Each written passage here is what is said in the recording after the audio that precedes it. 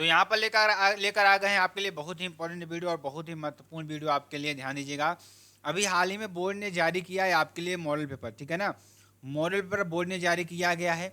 तो यहाँ पर आपको 2023 और 24 का पूरा विज्ञान का मॉडल पेपर है। आपको यहाँ बताएंगे कि विज्ञान में आखिरकार क्या चीज़ें आने वाली हैं, ठीक है ना। तो कक्षा 10 विज्ञान की बात करेंगे। सभी लोग क्या करेंगे, वीडियो को शेयर कर देंगे, लाइक कमेंट शेयर सब्सक्राइब जरूर कर देंगे। साथ ही साथ आप सभी लोग बेल आइकन को जरूर दबा लेंगे, ठीक है ना। समय 3 घंटे 15 मिनट आपको दिया जाएगा और पूर्णांक 70 नंबर का इसमें आपको दिया जाएगा, ठीक है ना। तो सभी लोग क्या करेंगे, इस वीडियो को ज़्यादा शेयर करेंगे, लाइक करेंगे, ठीक है ना। और जो बच्चे हमारे साथ हैं वो जरूर जुड़े रहेंगे, ठीक है ना। चलिए ध्यान दीजिएगा सभी लोग। अब देखिए, इसमें जो प्रारंभ के 15 मिनट आपको दिए जाएंगे वो परीक्षार्थियों को प्रश्न पत्र पढ़ने के लिए निर्धारित है। मतलब शुरू के जो आपके 15 मिनट दिए जाएंगे ना, वो प्रश्न पत्र पढ़ने के लिए आपको दिए जाएंगे, ठीक है ना। उसके बाद इस प्रश्न पत्र में आपके दो खंड होंगे, खंड अ, खंड ब, ठीक है ना। दो खंड में आपको विभाजित किया गया है, खंड अ में और खंड ब में आपका विभाजित किया गया है। अब देखिए, खंड अ में क्या आएगा, खंड ब में क्या आएगा, उसकी सारी चीज यहाँ पर चीज़ों को हम डिस्कस करने वाले हैं, ठीक है ना। तो खंड अ था खंड ब 3 उपखंडों में है। उपखंड क ख ग में विभाजित है। जो खंड अ है तथा खंड ब है वो 3 उपखंड में आपको विभाजित हैं, खंड क, उपखंड क, ख और ग में, ठीक है ना। और प्रश्न पत्र में खंड अ में बहुविकल्पीय प्रश्न है। मतलब अगर खंड अ की बात करें तो आपके लिए OMR सीट के लिए इस पर एग्जाम देना होगा। इस साल किस पर देना होगा, OMR सीट पर। इसमें आपको 20 क्वेश्चन मिलेंगे। कितने, 20 क्वेश्चन मिलेंगे।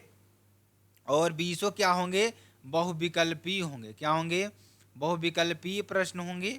और और इनका जवाब आपको OMR सीट पर देना होगा, ठीक है ना। तो इस बात को नोट कर लीजिए। और 20 नंबर इसमें आपको मिलेंगे, ठीक है ना। और OMR सीट पर नीले अथवा काले बॉल पॉइंट पेन से सही विकल्प वाले गोले को पूर्ण रूप से भरना है आपको, ठीक। इस बात को नोट कर लीजिए। खंड अ, खंड अ में बहुविकल्पीय प्रश्न हेतु प्रत्येक प्रश्न के लिए 1 अंक निर्धारित है। कितना अंक, 1 अंक आपके लिए निर्धारित है। और खंड ब में वर्णनात्मक प्रश्न है। खंड ब में करना कौन से प्रश्न है, वर्णनात्मक प्रश्न है आपके लिए, ठीक है ना।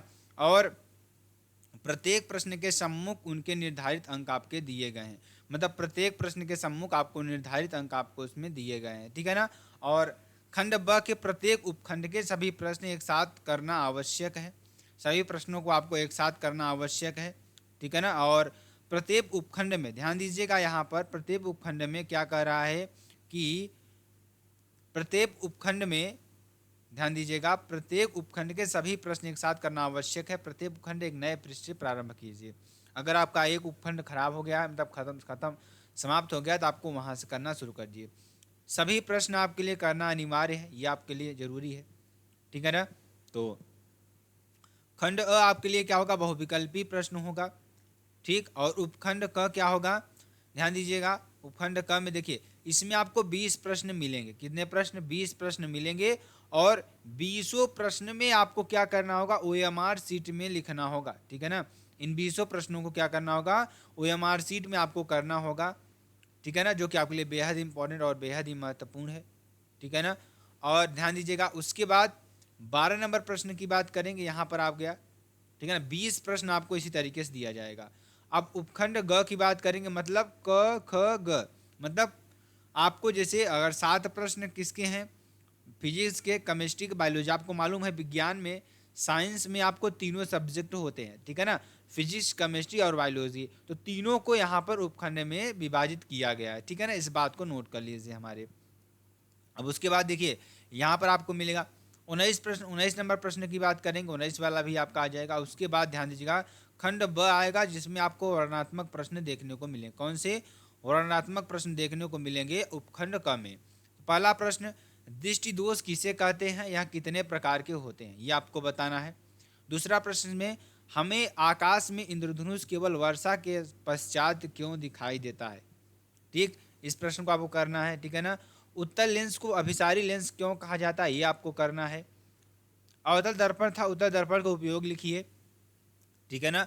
और किसी 4 ओम प्रतिरोधक के प्रति 100 जूल ऊष्मा उत्पन्न हो रही है, तो प्रतिरोधक के सिरों पर विभवांतर ज्ञात कीजिए। ये हो जाएगा आपके लिए, जिसमें 4 अंक आपको मिलेंगे। और 20 ओम प्रतिरोध की कोई विद्युत स्तरी 5 एम्पीयर विद्युत धारा लेती है तो 30 सेकंड में उत्पन्न उष्मा को परिकलित कीजिए। चौथे नंबर में देखिए, दो चुंबकीय क्षेत्र रेखाएं एक दूसरे को प्रतिच्छेद क्यों नहीं करती हैं, ये आपको बताना है। चुंबक क्षेत्र रेखाओं के गुणों को लिखिए। किसी चुंबकीय क्षेत्र में स्थित विद्युत धारावाही चालक पर आरोपित बल कब अधिकतम होता है, ये आपको बताना है, ठीक है ना। और अथवा हम लिखेंगे फ्यूज तार विद्युत संधारित्रों का बचाव किस प्रकार करता है, ये आपको बताना है। धारावाही परिनालिका के उपयोग द्वारा किन अवस्थाओं में अस्थायी चुंबक प्राप्त किया जाता है, परिपथ आरेख खींचकर इसकी पुष्टि करिए आप, ठीक है ना। 6 नंबर आप खंड ब में। अब आपके लिए केमिस्ट्री आएगा, इसमें केमिस्ट्री भी आपके लिए बेहद इंपॉर्टेंट है, ठीक। निम्नलिखित अभिक्रिया के लिए संतुलित समीकरण कीजिए, ठीक है ना, ये आपके लिए हो जाएगा। और ध्यान दीजिएगा यहाँ पर क्या हो जाएगा, तनु सल्फ्यूरिक अम्ल दानेदार जिंक के साथ अभिक्रिया करता है, ये आपको करना है। तनु हाइड्रोक्लोरिक अम्ल में मैग्नीशियम पट्टी के साथ अभिक्रिया करता है, ये आपको बताना है। नाइट्रोजन हाइड्रोजन गैस के संयोग करके अमोनिया बनाता है, ये आपको बताना है। हाइड्रोजन सल्फाइड गैस का वायु के दहन होने पर जल पर सल्फर डाइऑक्साइड बनाता है, ये आपको बताना है, ठीक है ना। और निम्नलिखित का कारण बताइए, तो प्लेटिनम सोना एवं चांदी का उपयोग आभूषण बनाने के लिए किया जाता है, ठीक। निष्कर्षण प्रक्रम में कार्बोनेट एवं सल्फाइड गैस को ऑक्साइड में परिवर्तित किया जाता है, ठीक। सहसंयोजी आबंध किसे कहते हैं, सहसंयोजी आबंध के 2 लक्षणों को लिखिए, ठीक है ना, ये आपको बताना है। उसके बाद आयुक्यों का आईयूपीएसी नाम लिखना है, इसका आईयूपीएसी नाम और इसका आईयूपीएसी नाम आपको लिखना है। कठोर जल में साबुन से उपचारित करने वाले झाग का निर्माण को समझाइए। अथवा में निम्नलिखित पर टिप्पणी लिखिए।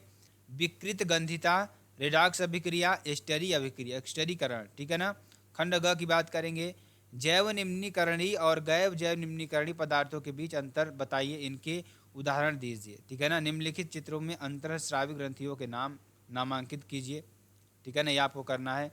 और निम्नलिखित गद्यांश को पढ़कर प्रश्नों के उत्तर दीजिए, ठीक है ना। इसमें आप देखिए, इसमें आपको गद्यांश देगा, इसमें आपको प्रश्न पूछेगा, आपको इसका उत्तर देना है, ठीक। उसके बाद मानव आहार नाल का आरेख बनाइए और उसमें निम्नलिखित भागों को नामांकित कीजिए। मुख, ग्रसिका, आमाशय तथा छोटी आंत, ठीक। स्त्री केसर का स्वच्छ एवं नामांकित चित्र आरेख बनाइए तथा उसमें परागनली की वृद्धि और बीजांड में उनके प्रवेश को होते हुए दिखाइए, ठीक है ना। तो ये आपका टोटल मॉडल पेपर था। अगर आपको वीडियो पसंद आती है, आप चैनल को लाइक, शेयर, कमेंट सब जरूर कर दीजिएगा। फिर मिलते हैं नेक्स्ट वीडियो में नए टॉपिक के साथ, तब तक के लिए जय हिंद, जय भारत।